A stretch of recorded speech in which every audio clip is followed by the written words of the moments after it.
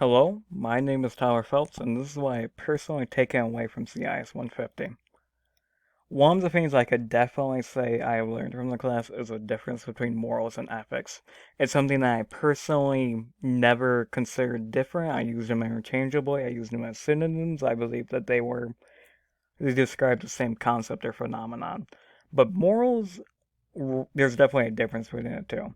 Morals are more referring to the individual. They refer to the person's individual values, what they believe in, what guides them.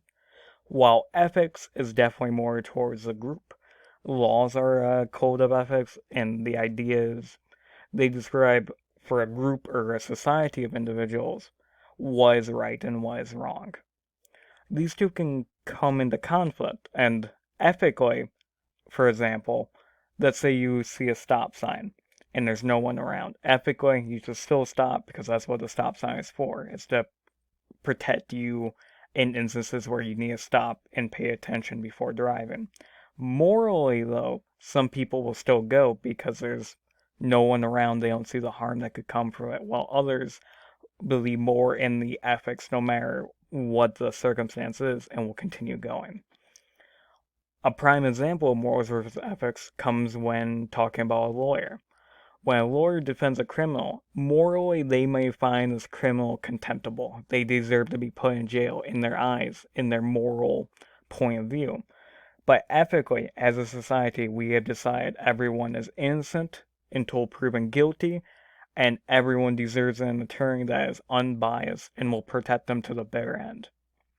So morally, they may hope this criminal still is put into jail, but ethically, they need to do everything they can do to protect them, because that is what we decided as a society to value. Something I personally found in the first project we did was the difficulty in providing early legislation for the internet. Something I found personally interesting was how many times it took to get versions of the Telecommunications Act of 1996 to pass. The issue was the language they used was too wide or too vague. The goal was to limit what children could see on the internet, a noble goal, because at the time, children were able to access the same things as adults, even when even when it was content that would not be appropriate to them.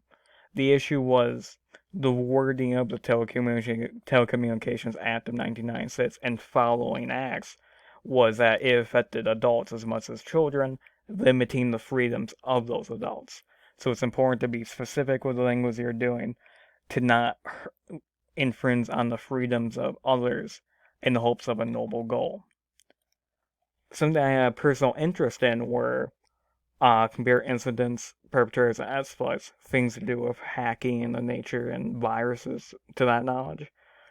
I still had quite a bit of baseline knowledge in my opinion, but there was still a lot I learned.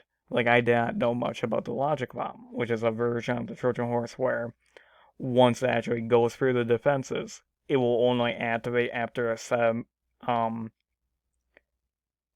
after a certain thing happens, a certain set of conditions are met, such as the time. Something I personally didn't know was the concept of the 0 day attack.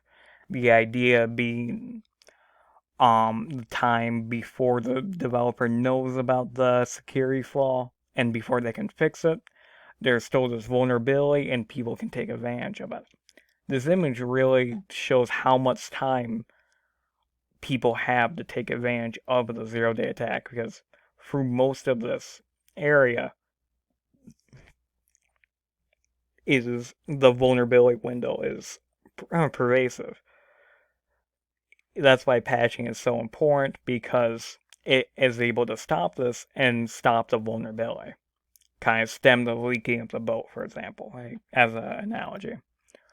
There are many different types of perpetrators. There's not just black hat hackers. They're not like the only people that exist doing computer crime.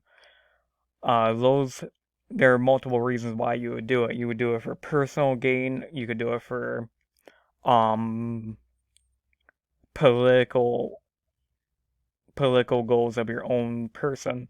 There are multiple different types of things. A black hat hacker could do it for a personal goal, while a hacktivist could do it for their own ideology or what they believe in personally, or was something that was wrong.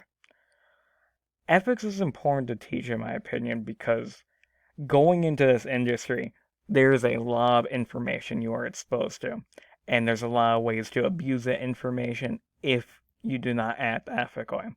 It's important to teach. It's important to teach how to deal with that kind of power so something bad doesn't happen in the future, and how to ethically be responsible when given that power. I personally came into class very pessimistic about what this class would teach. I believe that a lot of the stuff was self-explanatory in my opinion, and not all but translated or transferred from practice or from paper into practice, from theory into practice. I'm still not fully convinced in the full outline of the class. I think some of the things are too optimistic for my eyes, but I admittedly just might be hard to stubborn on this kind of topic. But I believe there's still a lot I've learned from this class, and there's a lot I personally enjoyed. These are the works cited. This is all that I have to say about it. Thank you for listening. This has been Tyler Phelps.